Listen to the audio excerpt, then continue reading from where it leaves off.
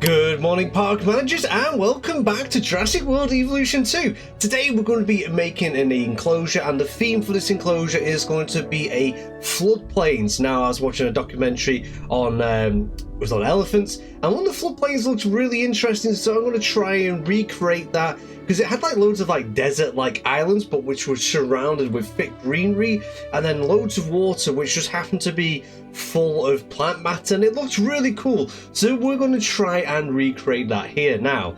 So I've already gone ahead and made an enclosure ready for ourselves. I've started a new map because our old how to build map is pretty full.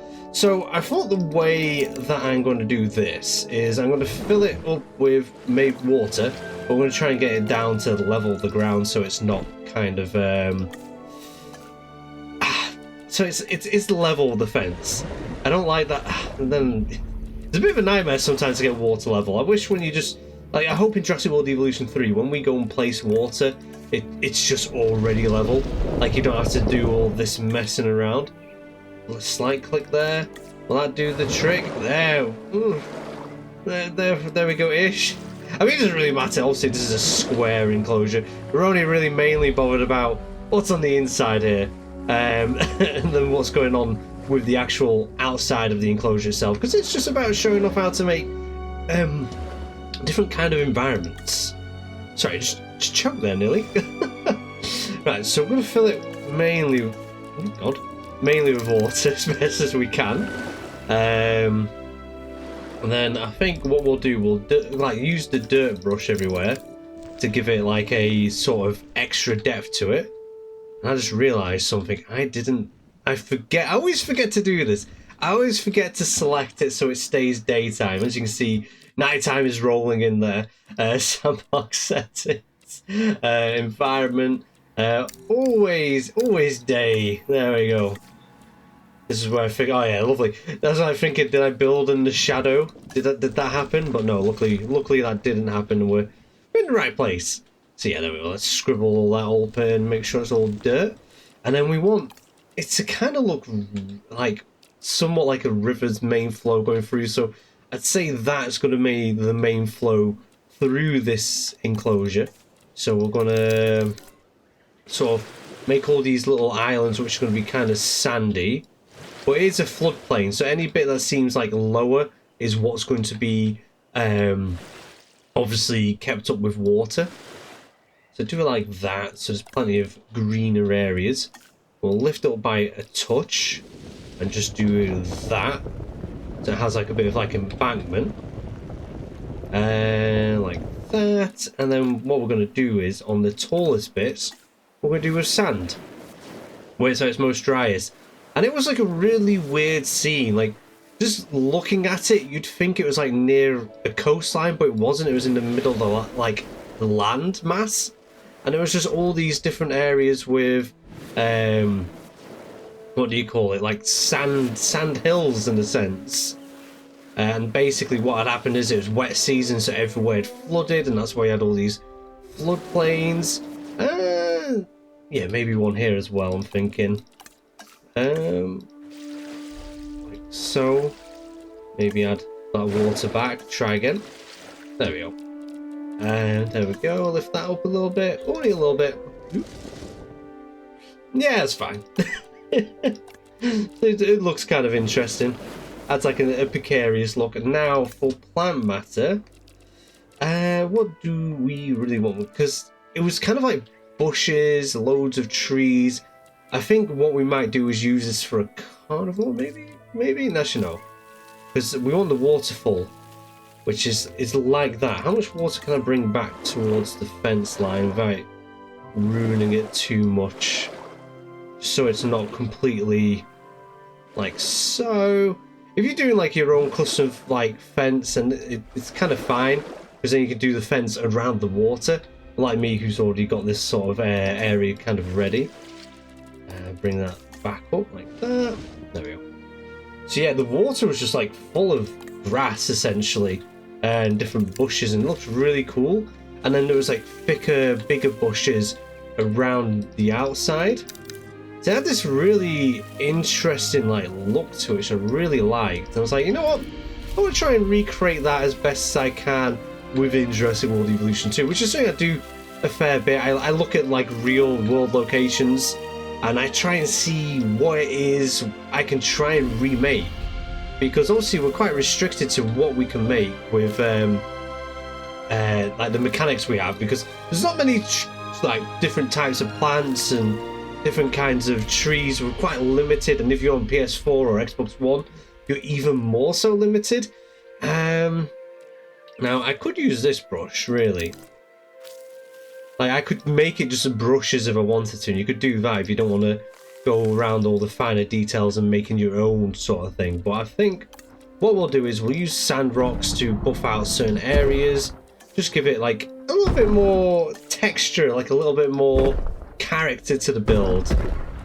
I always find like when you utilize like the different levels that can be provided by the different materials, so like obviously trees, do you higher, your bushes, do you middle, and a lot of the rocks can sort of do that middle high ground in a sense, and it just adds like some extra flair to your builds.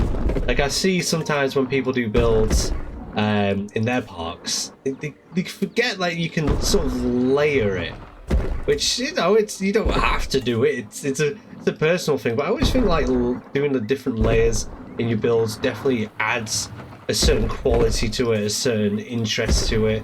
And also when you're doing screenshots, you can almost hide the fence with doing things like this. It's always fun. Do a big one there as well. Honestly, I'm already liking the look as it is, and we're nowhere near done.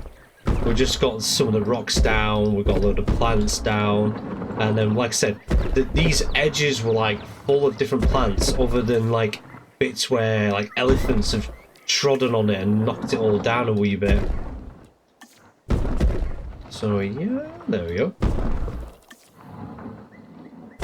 But yeah, so obviously recently you may have noticed, if you're not new to the channel, you watch the channel a fair bit, my videos have kind of got less and less. There is a reason for that.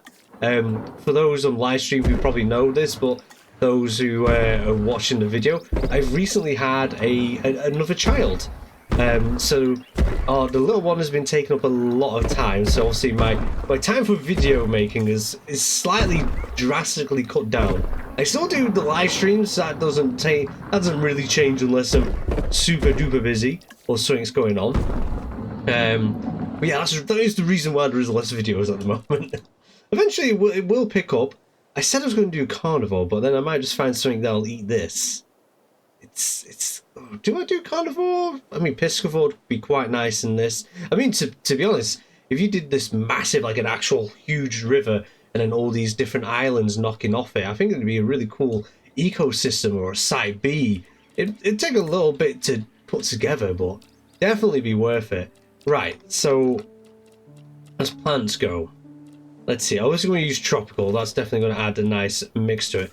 Probably use these smaller bright green trees here and there from the temperate biome, because again, it looks nice. Like I said, if you're on PS4 or Xbox One and you obviously only have the tropical decorations and whatnot,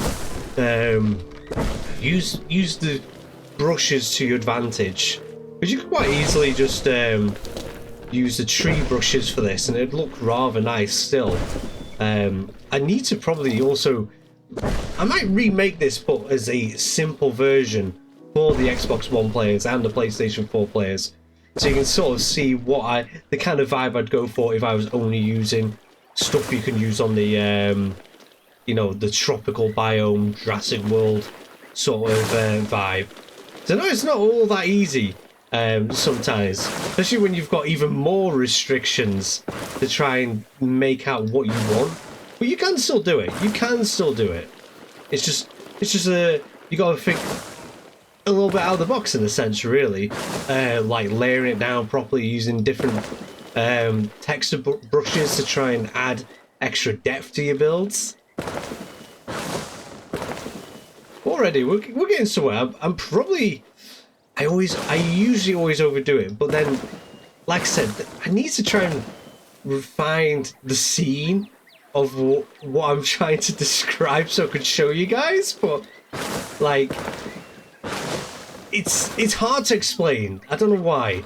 I mean, this is essentially what it looked like in the video, but like loads of plants. At the same time as when you're placing loads of plants down, especially in this game, sometimes it just looks weird for some reason. Maybe it might just be me that, I don't know. But sometimes I look at like some builds and like, yeah, I've overdone it on the plants there. I've probably overdone it. I don't know why I end up looking at my builds like that sometimes, but you know, each their own. Each their own. It might just be a me thing where you can overdo plants. So we're going to do some of those. Probably a few of these knocking around. I really do like these for like mangroves, because when you pile them all really tightly, they kind of almost look like mangrove trees from a distance. Obviously not the effect that we're going for here, we just want a lot of plants really. Because I just think I pray for in Jurassic World Evolution 3 is like more plant decorations. A bit like to the amount that we have in the Planet Zoo game. That'd be really nice. All those different trees. Same with like Prehistoric Kingdom, they have tons of plants to pick from. They can really go to town with some of the environments you want to make.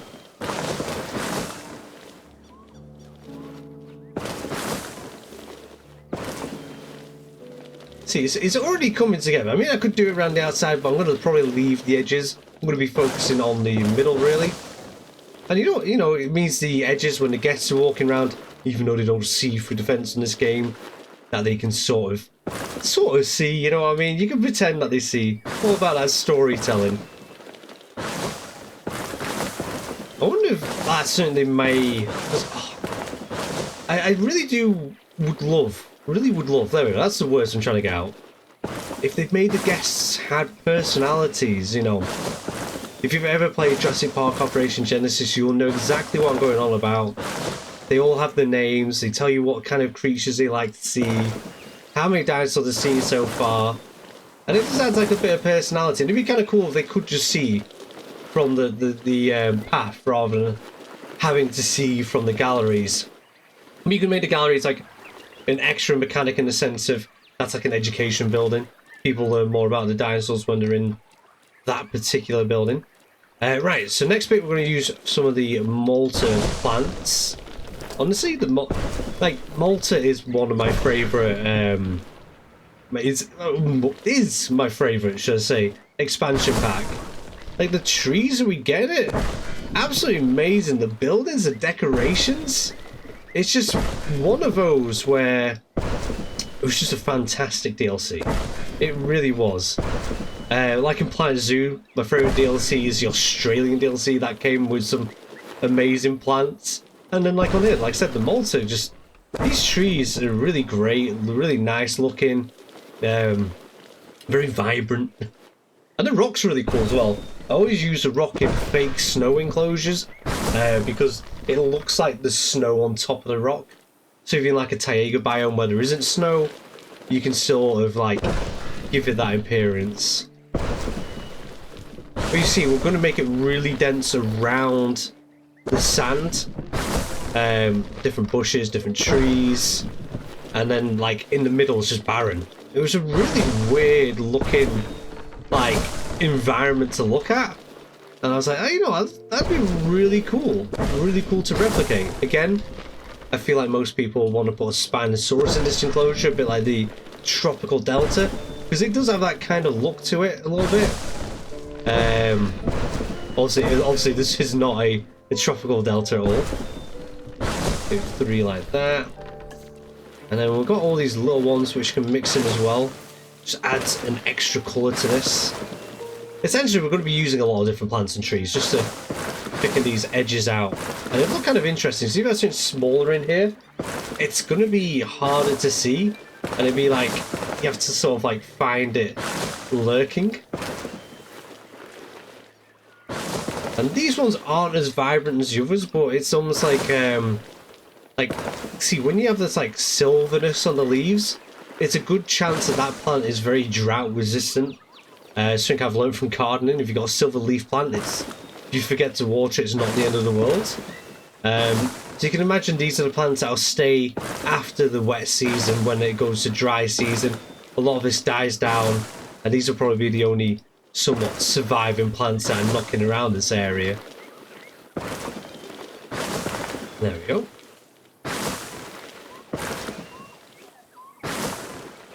We're almost done with this one. Almost. Nearly gone all, like, full circle. There.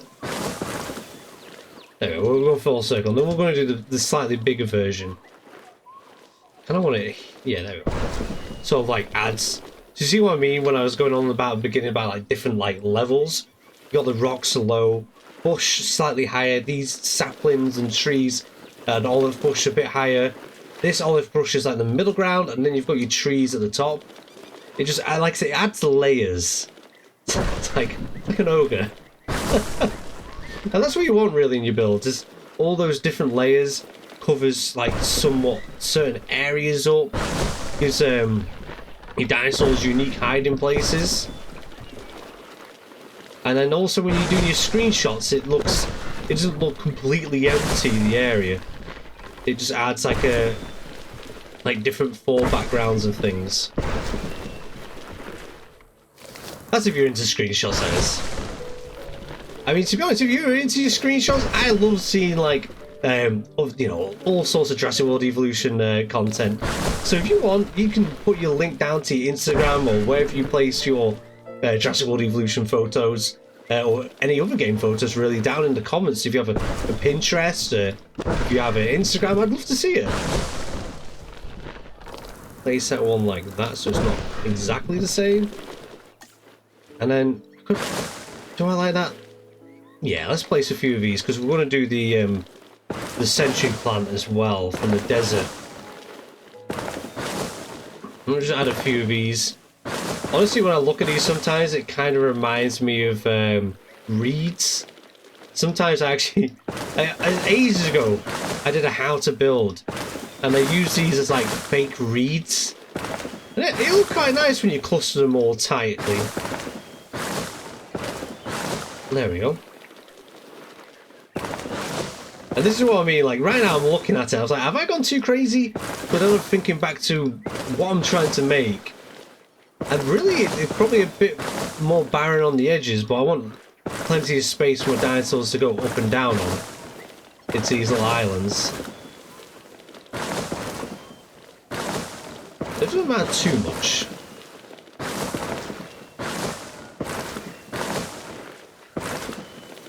Honestly, they do look nice. There's like another colour. It's like a really low down plant. Has this nice like yellow flower coming from it.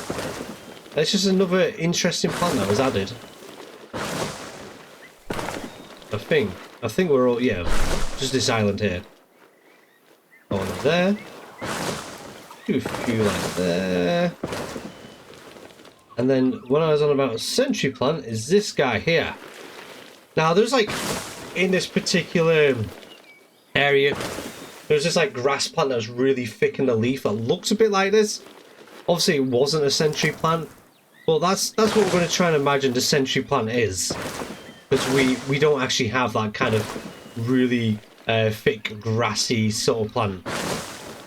See, I really wish I remember like a lot of names of plants, because then I could be so precise. But honestly, like I couldn't.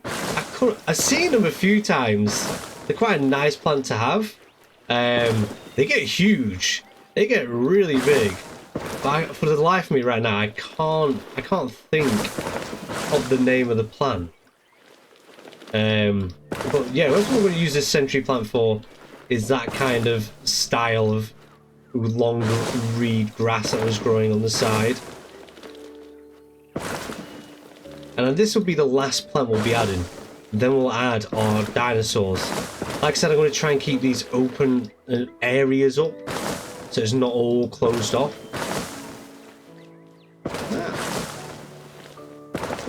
We want our creatures to go up and down. It's a case of deciding, do I want a piscivore? Do I want a herbivore? Do I want a carnivore knocking around here? Because there's plenty of, oh, what's it called? Is it fibre? You know, I've been playing this game for like 3 years, and I've always forget what this is called. Like, which each food matter is. But yeah, I do want a fair few of these plants. I could go back into tropical and add some others, but I think the fox palm trees, honestly, will be enough. These seem to be doing their part. I could add a few banana trees here and there, see what that looks like. But I feel like at this point, I've got a nice selection of plants knocking about. We already had it on some of that island. Like, if I was a carnivore, if I had a carnivore in here, nice place to have put the feed would be there, because then it's right up against this fence line for our guests to see, and they can go and see the meat. But honestly, I think some herbivores would be quite nice. And yeah, that's it done so far. So I'm gonna get some animals in here. I'll get a quick montage going on, and yeah, I hope this has given you some inspiration for your builds. Let me know in the comments if this is something you would add, or would you do something a little bit different. But anyways, thank you for watching. Until next time, I'll see you later.